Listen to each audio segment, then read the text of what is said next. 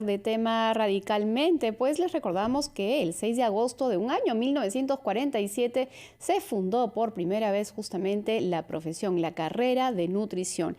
Y hoy vamos a conversar un poco sobre eso, porque a pesar de los años queremos saber cómo es que se están alimentando los peruanos y cuáles son los retos a los cuales tenemos que enfrentar y, por supuesto, superar. Y vamos a hablar de ello con la licenciada Jessica Guamán Vilca, quien es decana del Colegio de Nutricionistas de Lima. ¿Cómo está, colega? Bienvenida. Bienvenida, licenciada Guamán.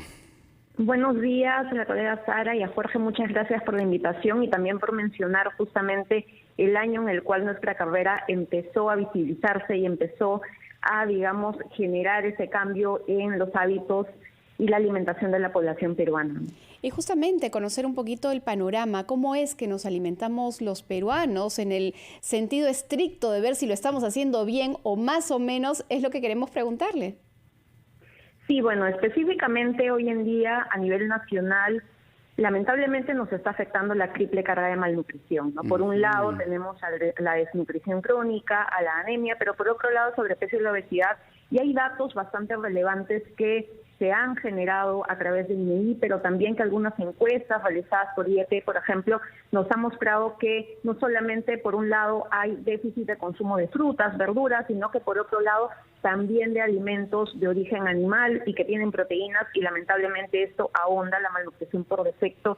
Y puedo decir, por ejemplo, que según los últimos datos de INEI, solamente el 10% de peruanos consume o 5 frutas al día o una porción de ensalada. Solamente el 10% de peruanos. Esa es una cifra bajísima, realmente, licenciada Guamán, ¿no? Entonces, ¿qué se puede hacer? Y en todo caso, ¿qué medidas se pueden encaminar también desde el Colegio de Nutricionistas para ayudar a los peruanos a alimentarnos mejor?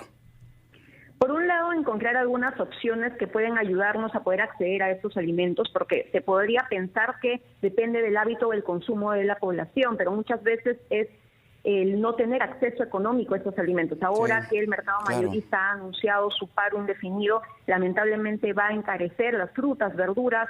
¿Y qué puede hacer la población? Nosotros estamos justamente trabajando de la mano con productores locales de los valles en Lima Metropolitana, de Chillón, de Lurín. ¿Para qué? Para que se puedan generar huertos urbanos, por ejemplo, en las zonas más altas o en los asentamientos humanos de estas localidades o de distritos como Pachacamac, Caraballo. Y por otro lado, la recuperación de alimentos de algunos mercados, que también es una práctica que en conjunto con la FAO se está promoviendo, y es necesario que se pueda potenciar independientemente de, evidentemente, llevar educación alimentaria a la población para que sepa cómo elegir los alimentos de estación y menor precio, pero lamentablemente los conflictos, digamos, sociales que se están dando también encarecen el acceso a este alimento.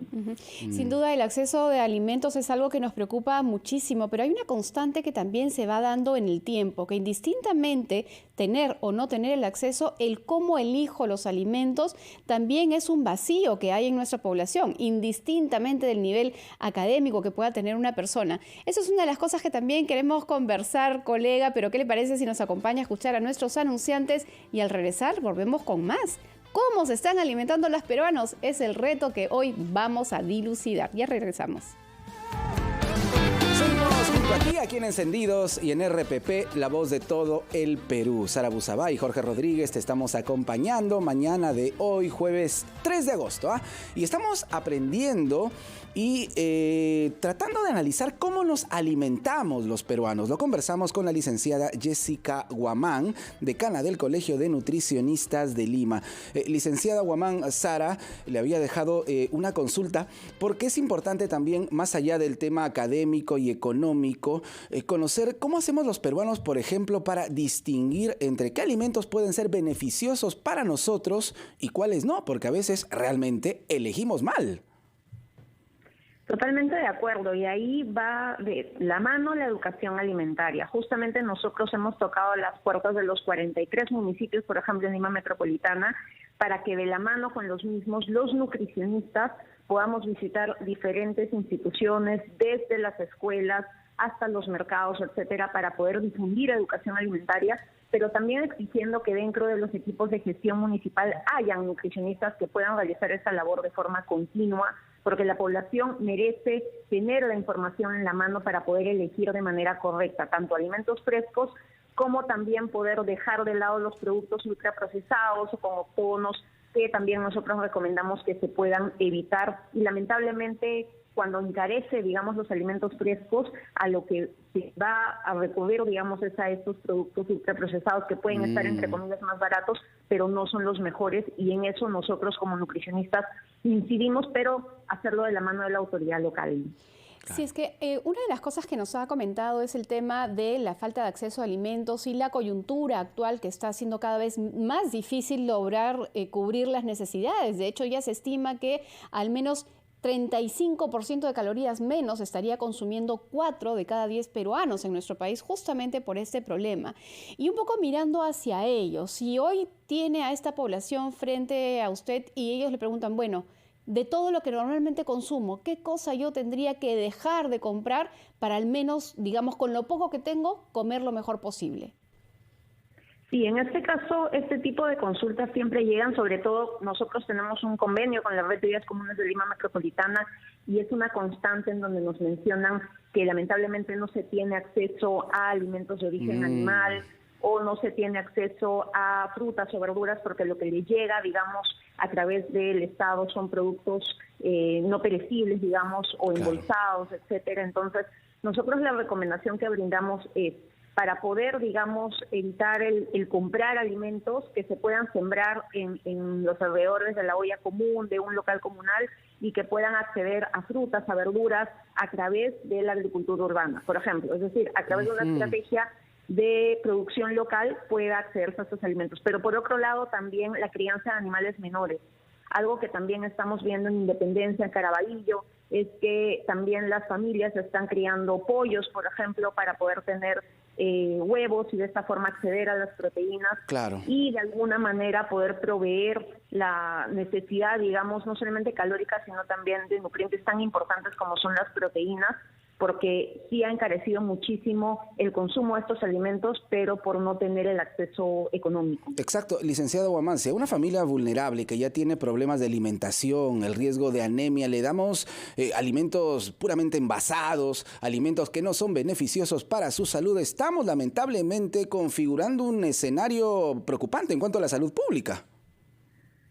Sí, lamentablemente durante pandemia hemos visto que las donaciones que se han brindado por parte del Estado, por ejemplo, o de gobiernos locales han sido productos ultraprocesados. Y justamente nosotros hemos tratado de orientar también a las autoridades, ONGs, etcétera, para que el alimento que les llega a las poblaciones más vulnerables no sean los productos procesados.